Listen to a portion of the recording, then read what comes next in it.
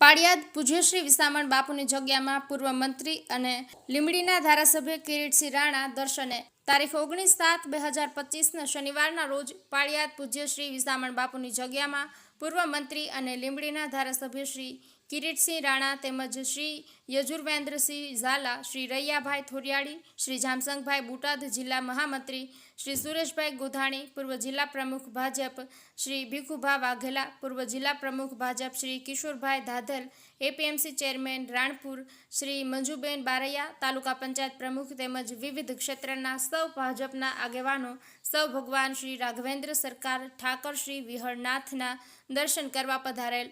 ત્યારબાદ પૂજ્યશ્રી ભૈલુ બાપુની શુભેચ્છા મુલાકાત લીધી હતી. પૂજ્યશ્રી ભૈલુ બાપુ દ્વારા રાણા સાહેબનું શાલ ઓઢાડી ઠાકરની પ્રતિમા ભેટ આપી સન્માન કરવામાં આવ્યું હતું.